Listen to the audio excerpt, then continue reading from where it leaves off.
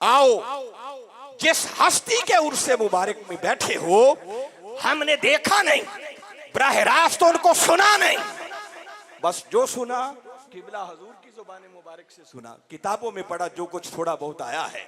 मगर आप लोगों को सादा तरीका बताता हूं।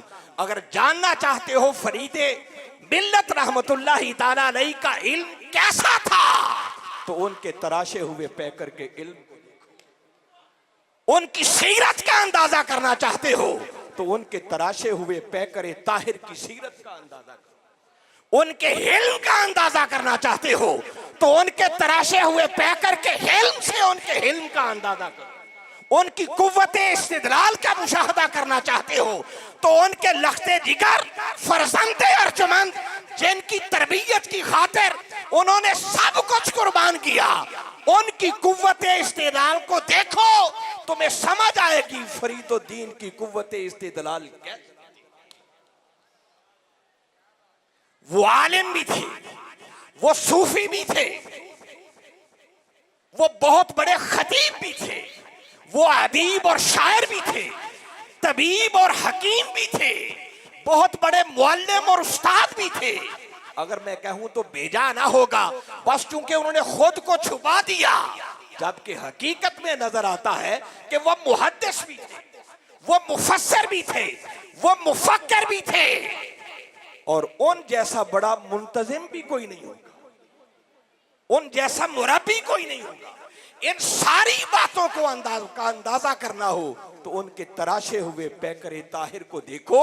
बस जो जो रंग तुम्हें पैकरे ताहिर में नजर आए, समझो इन्हें जो कुछ मिला है फरीद मिल्लत के दम।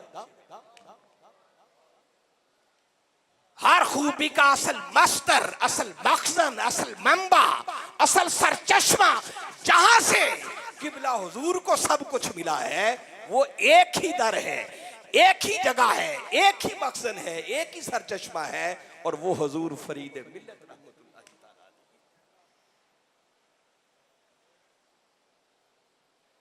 और दूसरी बात, चूंकि तफसीलात में जाने का वक्त नहीं है, मैं बात लंबी नहीं करना चाहता, जो कुछ मैंने मुख्तसरन अभी आपके सामने रखा है, इसी को देखते हुए दूसरी बात जो मेरे ज़हन में आ रही है, जिसकी तरफ आपको मुतवज्जे करना चाह रहा हूं, कि अल्लाह रब्बुल इज्जत ने अपने होने पर इस मकाम पर जो दलील दी है, वो खुद हुस्न मुस्तफा,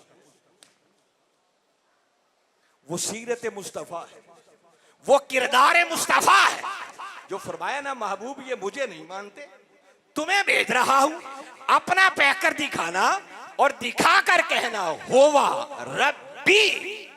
लोगों, उसने मेरे पैकरे हुस्न को तराशा है, मेरी सीरत, मेरे अखलाक को निखारा है, मुझे देखो और देखकर फैसला करो। जो मेरा रब है, मेरी तरबियत करने वाला है, उसके अलावा भी कोई माबूद और इबादत के लायक हो सकता है? तो अल्लाह ने अपने होने पर एक पैकरे महसूस की शक्ल में हुस्ने मोहम्मद मुस्तफा को अपने होने पर दलील बनाया। और यहां से एक बात अखज करते हुए जो अगली अल्लाह ने मेरे जहन में डाली है, सही होगी तो शाबाश मिल जाएगी, गलत हुई तो इस्लाह हो जाएगी, मगर बात पक्की है जो जहन में आ गई है। और वो ये कहना चाह रहा हूं कि अगर आज से 14 सदियां कबल, जब कमली वाले आका सल्लल्लाहु अलैहि वसल्लम जाहिरी तौर पर इस दुनिया में जलवा अफरोज थे, तो अल्लाह रब्बुल इज्जत ने उस पैकरे महसूस को अपने होने की दलील बनाकर लोगों के सामने पेश किया कि हुस्ने मुस्तफा को तको और फिर फैसला करो। जिसने इस पैकरे हुस्न को तराशा हो, उससे हटकर इबादत के लायक और हो सकता है। अगर 14 सदियां पहले ऐसा था तो ये हो नहीं सकता कि आज के दौर में भी कोई ऐसा पैकरे हुस्न ना हो जो उसके होने पर दलील ना बने। हर दौर में ऐसा होता है। देखिए ना, आपने 6 दिन जो इतिकाफ की किबला हुजूर ने हमें साइंस पढ़ाई, आपने कायनात की किस किस शय की दलील, ये पहाड़ उसके होने पर दलील है, ये जमीनें उसके होने पर दलील है, ये आसमान उसके होने पर दलाइल है, ये सितारे, ये फल्कियात, जो जो कायनातें निजाम शमसी इसके अंदर क्या क्या कहकशाएं हैं, सब उसके होने पर दलील। फिर अंदर की बात की है तो इंसान के अंदर क्या क्या सिस्टम है ये उसके होने पर दलील है। तो हाज़रीन मुकर्रम, अगर कायनात के सारे दलाइल को जमा कर लिया जाए वो एक तरफ, मगर पैकर मोहम्मद मुस्तफा से बढ़कर उसके होने पर दलील कोई नहीं हो सकती। तो अगर इंसान के अंदर का सिस्टम, इंसान की एक आंख जिस पर किबला हजूर ने बड़ी तफसील से गुफ्तगू फरमाई, वो उस होने की दलील है, तो जिस पैकर के अंदर उसने वो आंख रखी हुई है वो पैकर उसके होने पर दलील क्यों?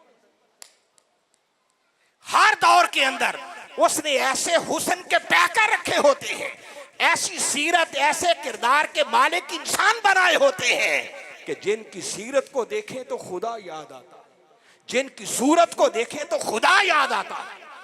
और मैं कोई मुबालगा आराई नहीं कर रहा हूं, ऐसे लोग हर दौर में होते हैं। सहाबाए किराम बैठे, मेरे आका जलवा अफरोज है, और मेरे आका सहाबाए किराम से मुखातिब होकर उन्हें पूछते हैं, हल उनब्बिउकुम बिखियार, मेरे गुलामों क्या मैं तुम्हें खबर ना दूं कि तुम में से अच्छे कौन है, बेहतर कौन है? अर्ज की या रसूल अल्लाह सल्लल्लाहु अलैहि वसल्लम, फरमाइए आप बताएं कि अच्छे कौन है। मेरे आका सल्लल्लाहु अलैहि वसल्लम फरमाने लगे, खियारुकुम अल्लज़ीना इज़ा रुऊ ज़ुकिरल्लाह, फरमाया तुम में से अच्छे वो हैं कि जिनके चेहरे को देखो तो खुदा याद। तो कुछ ऐसे हुस्न के पैकर होते हैं कि जिनको देखो तो वो याद आता है। 14 सदियां पहले वो कमली वाले आका सल्लल्लाहु अलैहि वसल्लम के हुस्न को दलील बना के पेश कर रहा है। आका अपने फरमान से बता रहे हैं कि मेरे बाद भी आते रहेंगे, जिनके चेहरों को तकोगे तो तकने से तुम्हें खुदा याद आएगा। और वो कौन होते हैं? वो अल्लाह के वली होते हैं।